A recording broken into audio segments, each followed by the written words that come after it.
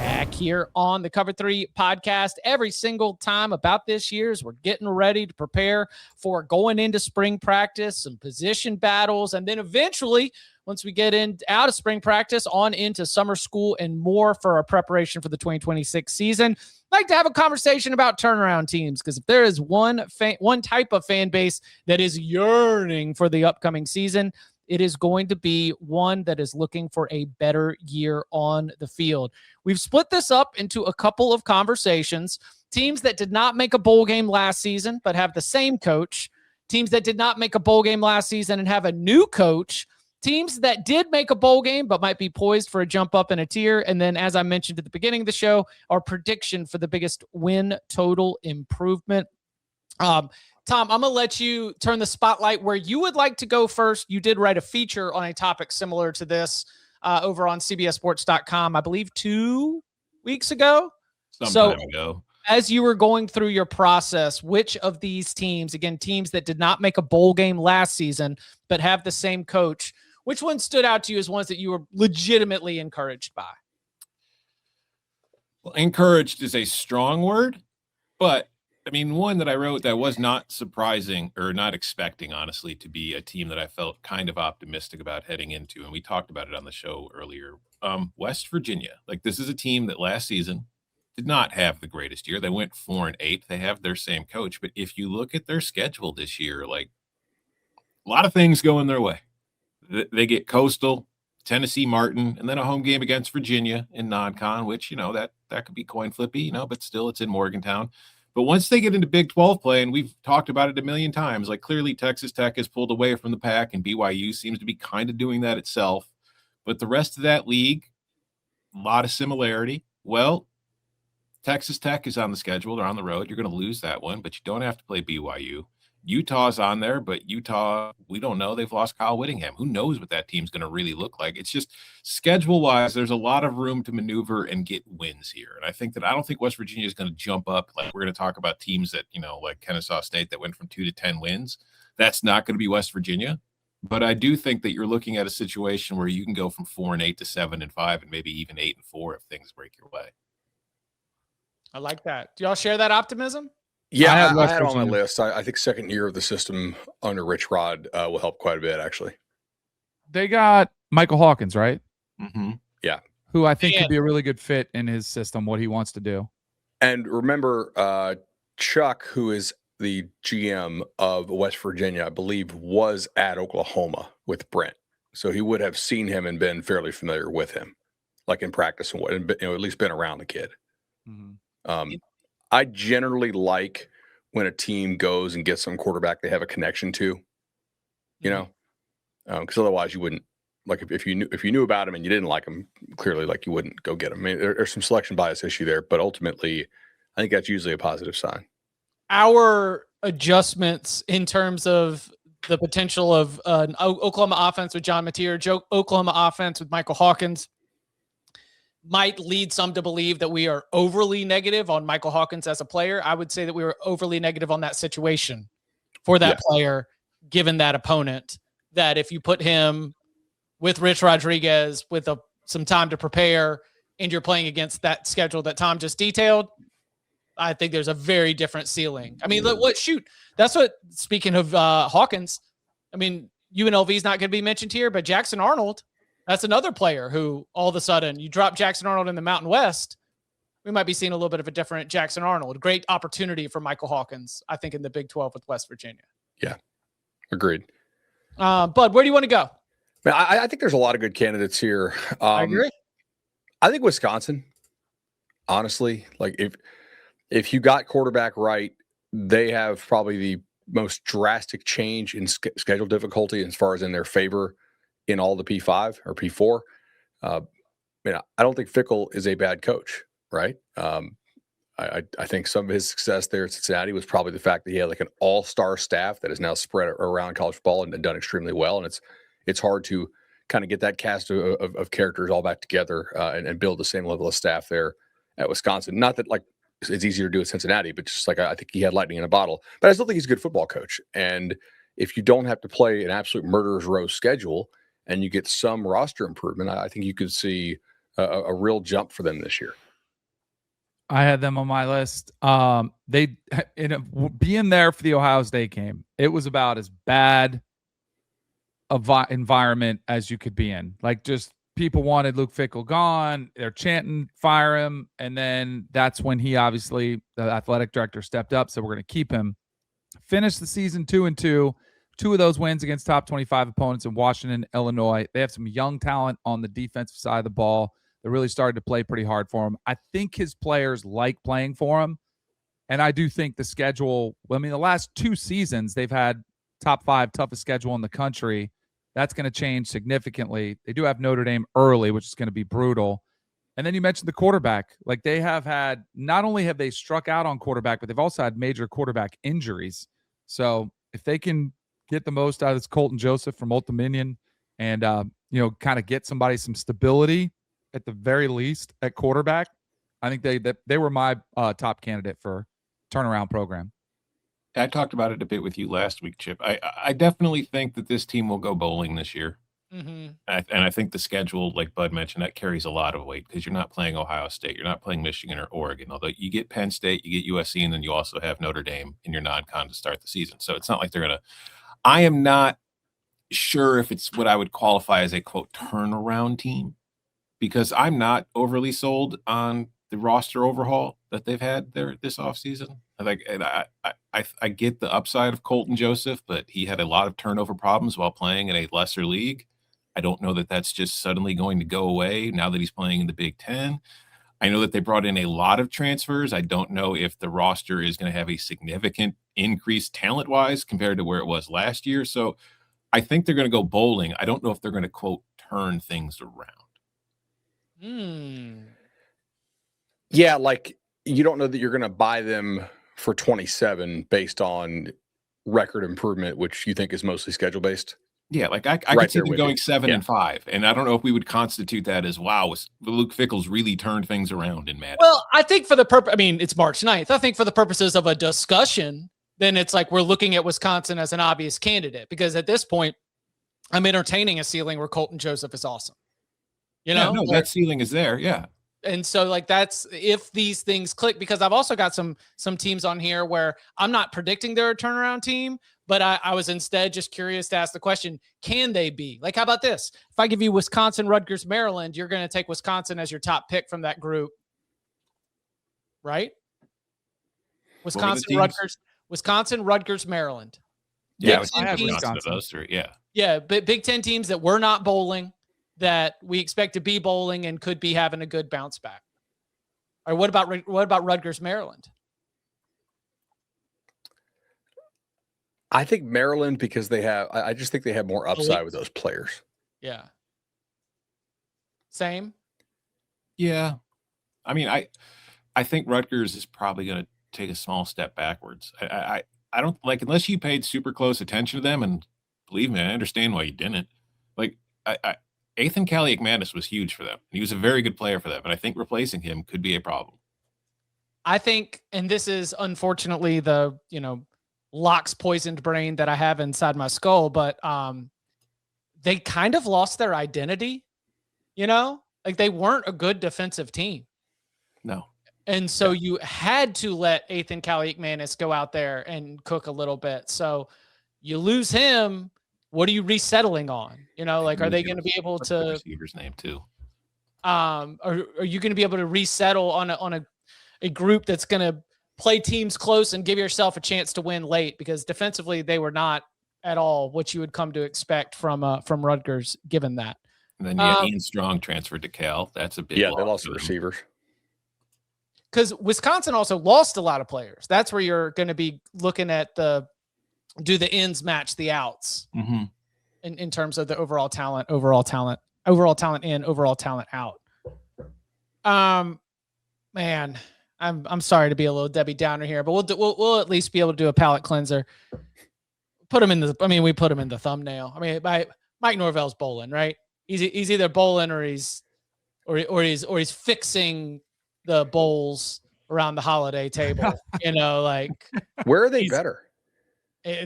Bud, this is your world, man. It's a great question to ask. I think they're better at linebacker. you could tell me they are better at wide receiver because they kept their best wide receivers, and you assume a year of development or improvement. If Danzy turns into a legitimate, more legitimate route runner, then I would definitely buy a receiver because he's probably the fastest guy in college football. And they're banking on him to be there too. Lloyd McCoy's a loss though. He was coming on down the stretch. He got paid big time. So other teams saw that as well. I guess you could say better at running back. Like, to me, knowing what they're paying Chroma, if he's not a stud for you, I think you're screwed, right? Like, the fact you had to go pay Wisner is pretty damning. You had so many more needs on that team. There's spots where they could be better in theory, but I don't think there are many spots where you're like, yeah, they're definitely better. Like, Ashton Daniels is not a clear improvement to me over Castellanos. He could be better, but he also could easily be worse. The problem I have with declaring FSU a turnaround team, I'm not saying these are the only games they're going to win. I'm saying when you look at the schedule, like you look at the games and you're like, all right, that's a win. Like, gimme. New Mexico State, Central Arkansas, and at BC. Those feel like the only 3 real gimmies on the schedule. For it to feel like a turnaround season, I would need to see 8 or 9 wins. Yeah, and they've got Alabama on the road, Louisville on the road, Miami on the road. They got Clemson in Florida, and it's Pitt's on the road, Virginia. I don't know what Virginia is going to be next year, but they were a decent team last year. It's like SMU you've got. Like, are they favored over Clemson in Tallahassee? No. Are they favored over SMU in Tallahassee? Well, I think SMU is a good bit better than Clemson. I agree. Okay. I think Clemson. Both of those teams might be favored, though. Their lack of portal success with their major drop off in recruiting is not a parlay I want to bet on. We will know the read on Clemson, for better or worse, will be set by the LSU game. Yeah, like, I would not lump Florida and Alabama or SMU or Louisville in with Clemson. I don't think Clemson has that caliber players in their team. As far as body types, but they're dead. DEAD. Yeah. It's like CLEM. Yeah, Tom's got a bit DEAD. It's a corner. Tom's on it. It's gonna be a great test of never wrong just early. Also, I think BC's a win. But when's the last time you won a road game under Mike Norvell in this conference? Come on. 2023. You did lose at Stanford on the road. Stanford. Yeah, if you can lose that Stanford team, you don't think those guys can tune out this dude's message? It is later in the year too, isn't it? It's November 7th. What if it's red bandana and Boston College guys get like plus 20 in all their attributes, right? But you know damn well that there is just as much of a question about whether the coach is being tuned out in Chestnut Hill as there is in Tallahassee. Sure. That game on November 7th could be coachless. That game on November 7th could be very much just like a pickup game. Call your own fouls. Yeah, it'll be a call your own fouls kind of game when Florida State plays Boston College up in Chestnut Hill. Let's start working on like a live show in Chestnut Hill. I know. Oh, jeez. Red's not going to be in the playoffs. Are the Tar Heels a bowl team? I don't know how you can say that with confidence. No. I did not have them on my list. I wanted to. Schedule's a little tougher. Schedule is a little tougher, yes. I think it's like just getting to a bowl. I think it's coin flippy. It is not a turnaround team. It is a team that did not make a bowl game, that could make a bowl game. But buddy, there is just still such a gap between where you would say turnaround. This team has made up distance, elevated to a tier. They could 100% be in Charlotte or Annapolis or, let's see, where did they probably won't get shipped off to Detroit, but where are the adult cheerleading championships? That's also where they could be. Schedule is not kind either. No. Right. That they could be a materially better team and have the same record. Yeah. That's 100% in the conversation. They did say it was a 33-year. Oh no, wait, they said 33rd team. My bad. Not a 33-year build. Yeah. What about? I had go ahead. I looked at year 2, kind of a jump. UCF. I thought they played little bit better than expected. I think Scott Frost, Alonzo Barnett coming in to man the helm. He was pretty good for James Madison. So I think that's a program I looked at and said they could take a jump forward. And the Big 12, it does feel like there's more parity in that league. So if you get a little bit more stability at QB and, the team kind of buying into what Scott Frost is selling, I think they could be one. Yeah, they avoid Texas Tech and Utah. They have to play BYU, but at least it's in Orlando. So BYU's got to travel down there. And then their road slate in conference, Houston, Oklahoma State, Kansas, Colorado, like that feels kind of manageable. Also, looking at the Michael Hawkins going down to the Big 12, UCF's got a quarterback coming up to the Big 12. They've got former James Madison quarterback Alonzo Barnett, who put together some wild games in Sun Belt play. How much of that is going to be able to be replicated at the next level? That is kind of the question here. Can Scott Frost take a player who is an incredibly gifted playmaker and be able to make sure that you don't get any kind of degradation taking him up a tier? He survived playing Oregon. Yeah, I'm confident in Barnett because I don't think he's being asked to win games 8, 9, 10, 11, 12. Right? Like, I think he can execute the system to get UCF to a bowl game. Yeah. I mean, I'm excited. I think he's a fun player to watch. Yeah. And I think about Scott Frost, and we discussed how that UCF offense this year maybe didn't match what your brain thought UCF could be, just the whole putting Scott Frost back in Orlando with this program, like it was just going to light up the world once again with their offense. Barnett's not individually going to do that, but man, if they start playing fast and Barnett's in rhythm and playing well, he can really make life difficult for some opposing defenses.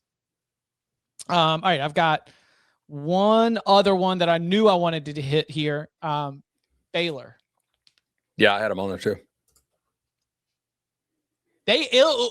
Big year. I did not. I got to see it from DJ Lagway before I think he could be one of those guys that has the 5-star tag, and so he gets opportunity after opportunity. I got to see much improved play from him before I believe it. I'm not just buying on the hope of the physical gifts that he's got. I'm willing to. I mean, and this is the fun thing about Baylor, especially for the discussion. It's just such a gotta have it year for Dave Aranda that if it doesn't work, I mean, that's the thing is the teams that didn't make a bowl game that have the same coach could very much be copied and pasted into a hot seat list.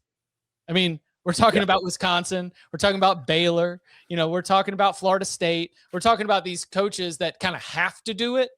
Whether that urgency is going to inspire wildly different results. I did not think Baylor was uncompetitive this past season. You lose Sawyer Robertson. You've got a tough schedule. Like, you're opening the season with Auburn again. And I think we all expect we'll get to that when we talk to the new coaches, but I wouldn't be surprised if we think Auburn's going to be better. Then you get into conference play. Like, 4 of your last 6 games are on the road.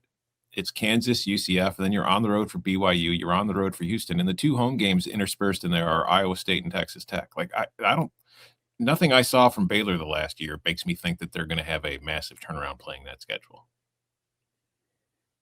Losing your quarterback on top of it. They were in my list just because I think they might have the potential if they get him right, but obviously there's no guarantee there. Did you guys have Colorado? No. Heck no.